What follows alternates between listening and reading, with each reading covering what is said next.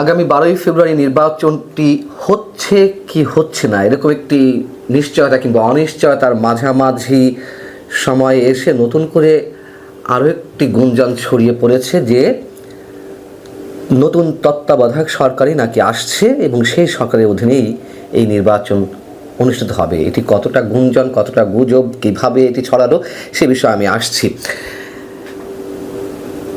যদি 12ই ফেব্রুয়ারির নির্বাচনটি সত্যিই অনুষ্ঠিত হয়, নিঃসন্দেহে এটি ঐতিহাসিক নির্বাচন হবে। আমাদের নোবেল বিজয়ী অধ্যাপক প্রধান উপদেষ্টা ডক্টর মোহাম্মদ ইউনূসের ভাষ্য অনুযায়ী নিঃসন্দেহে এটি ঐতিহাসিক নির্বাচন। কেমন, কোন দিক থেকে?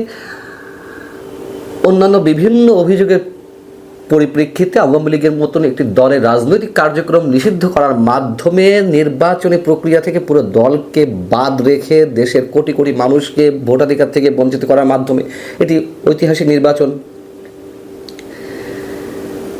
ভোটারদের এই নির্বাচনে আসতে বাধ্য করা বিভিন্ন ভয়ভীতির মাধ্যমে, না এলে তাদেরকে আওয়ামী লীগ হিসেবে চিহ্নিত করে পরবর্তীতে তুমুল শাস্তির মুখোমুখি করা হবে, এমন একটি আশঙ্কা অনেকের মাঝেই কাজ করছে এবং এই বিষয়টি তো আল জাজিরার প্রতিবেদনে উঠে এসেছে। একই সঙ্গে একই দিনে জাতীয় নির্বাচন এবং গণভোট, সেদিক থেকেও এটি নিঃসন্দেহে ঐতিহাসিক নির্বাচন।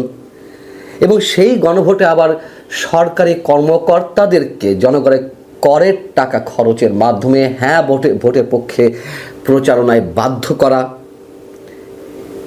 এই নির্বাচনের পরে এই সরকার আরও 6 মাস কন্টিনিউ করবে কিনা, তার মধ্যে দিয়ে আরও কী কী ডিজাইন আসে সেসব নিয়ে মানুষের মধ্যে তুমুল একটা শঙ্কা, অনেক ধরনের প্রশ্ন। একটা অনিরপেক্ষ অন্তর্বর্তী সরকার কীভাবে তুমুলভাবে নিরপেক্ষহীনভাবে নিরপেক্ষহীনতার সঙ্গে কাজ করা, এসবের দিক থেকে অবশ্যই এই নির্বাচনটি হবে একটি ঐতিহাসিক নির্বাচন। এবং একই সঙ্গে নির্বাচনের নির্ধারিত তারিখের 11 দিন আগে, মাত্র 11 দিন আগেও মানুষের মধ্যে শঙ্কা জাগে যে এই নির্বাচন হচ্ছে কি না, হলে কিভাবে হচ্ছে। এই যখন অবস্থা, নিঃসন্দেহে এটি ঐতিহাসিক নির্বাচন।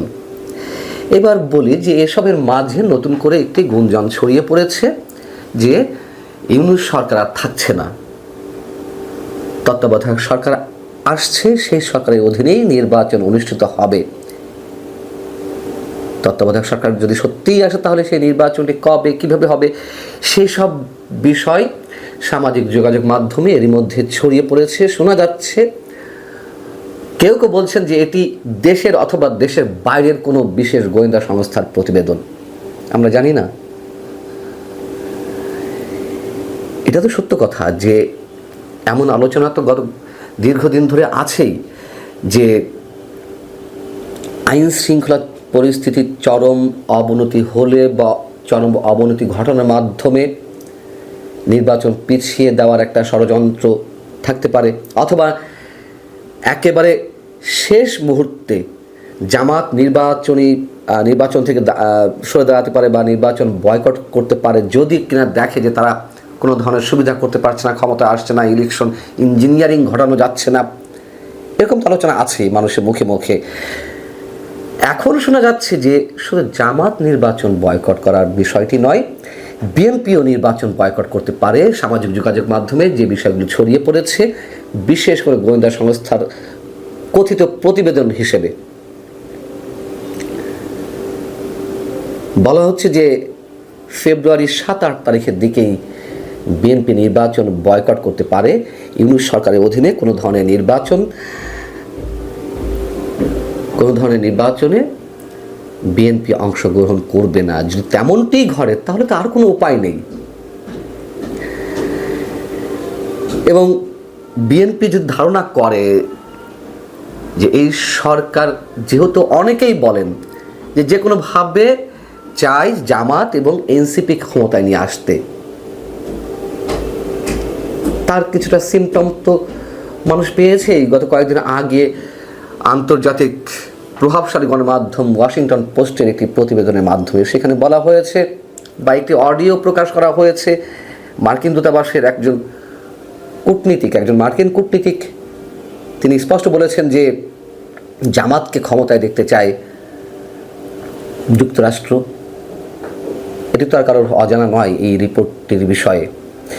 এবং এটিও আমরা জানি যে এই ধরনের মানসিকতা ভারতের অন্যতম একটি বাংলা দৈনিক এই সময়ে আরও মাস 3 থেকে 3.5 মাস আগে একই ধরনের রিপোর্ট বেরিয়েছিল। সেখানে অডিও রেকর্ডের কথা বলা হয়নি, তবে মার্কিন এক কূটনীতিকের দৃষ্টিতে তারা জামাতকে ক্ষমতায় চায় 5টি কারণে, সেখানে কারণগুলো উল্লেখ করা হয়েছিল।